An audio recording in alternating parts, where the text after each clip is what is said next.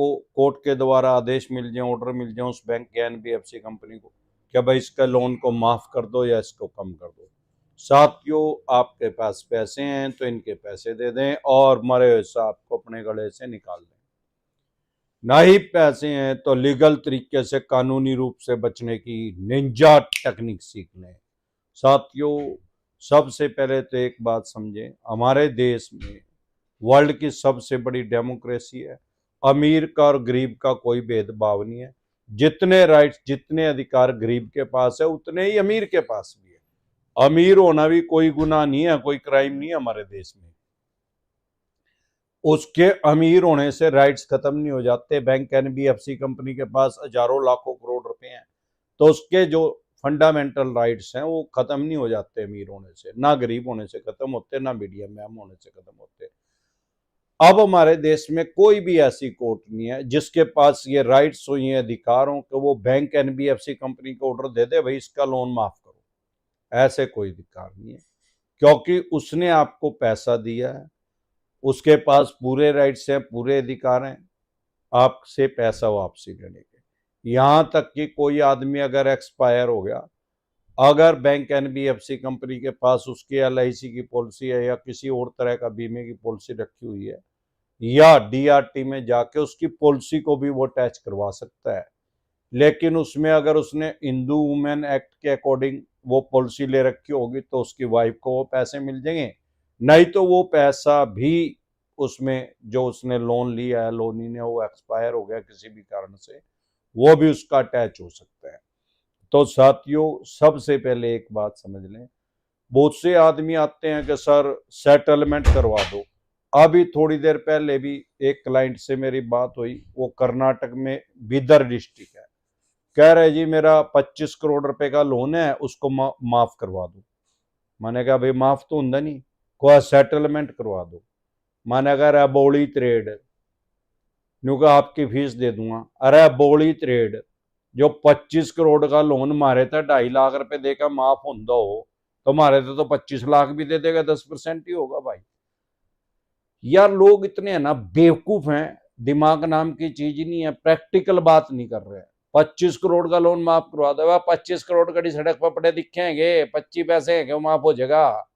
दिमाग नाम के उनको है मैं बिजनेस करूं, व्यापार करूं।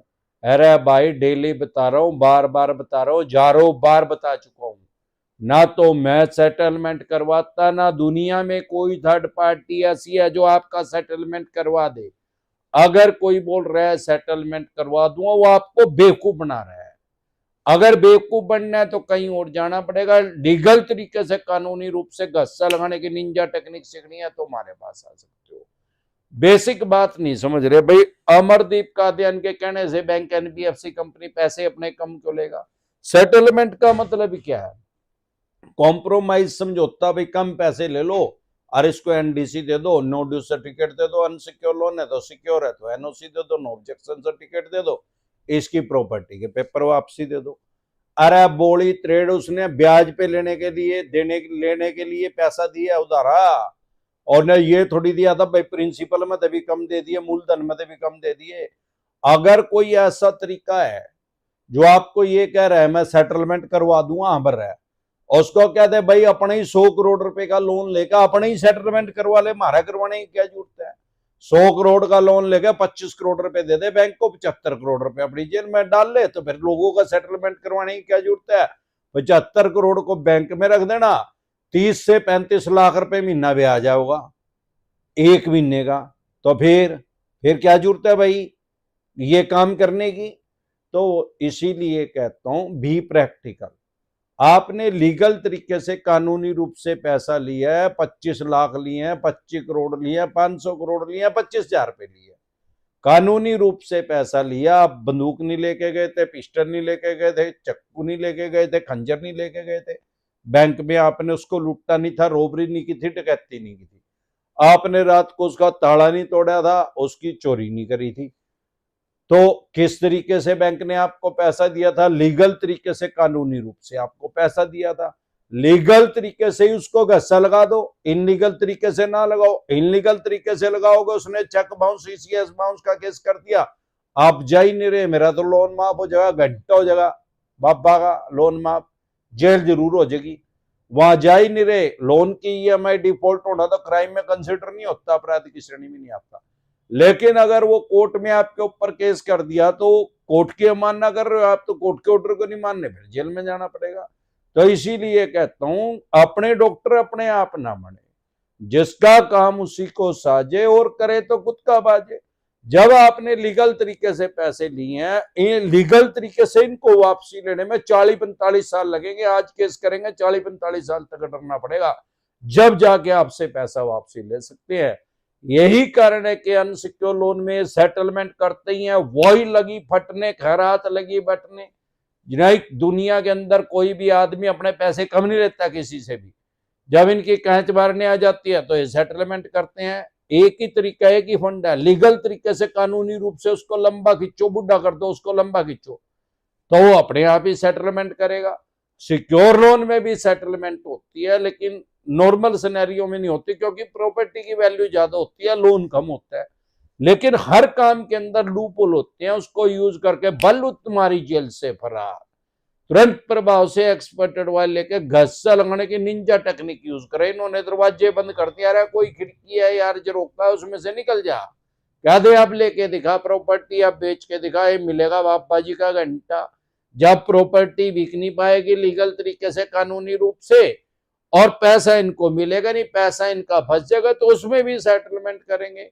इसी तरह की या किसी भी तरह की कोई भी दिक्कत परेशानी आपको या आपके किसी भी यार प्यारे रिश्तेदार को लोन से रिलेटेड अगर आ रही है, आप हमारे से पर्सनल मीटिंग करना चाहते हैं, पर्सनल एडवाइस लेना चाहते हैं, लीगल तरीके से कानूनी रूप से घस्सा लगाने की निंजा टेक्निक सीखना चाहते हैं, फिर आपका लोन 10 करोड़ का, 25 का, 50 करोड़ का, डज नॉट मैटर कितने करोड़ का या कितने अरब रुपए का आपका लोन है, लोन से रिलेटेड जो भी डॉक्यूमेंट्स आपके पास हैं वो सभी लेके आप मेरे से पर्सनल मीटिंग कर सकते हैं, पर्सनल एडवाइस ले सकते हैं।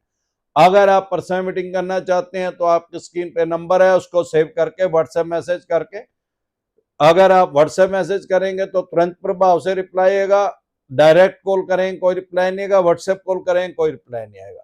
अगर पर्सनल मीटिंग करना चाहते हैं 4 स्टेटों में हमारे ऑफिस है। अगर आप दिल्ली से देख रहे हैं सीपी में कनॉट पैलेस में हमारा हेड ऑफिस है, पंजाब से देख रहे हैं लुधियाना में, मुंबई से देख रहे हैं गोरेगांव, गुजरात से देख रहे हैं अहमदाबाद, दिल्ली दरवाजा पे।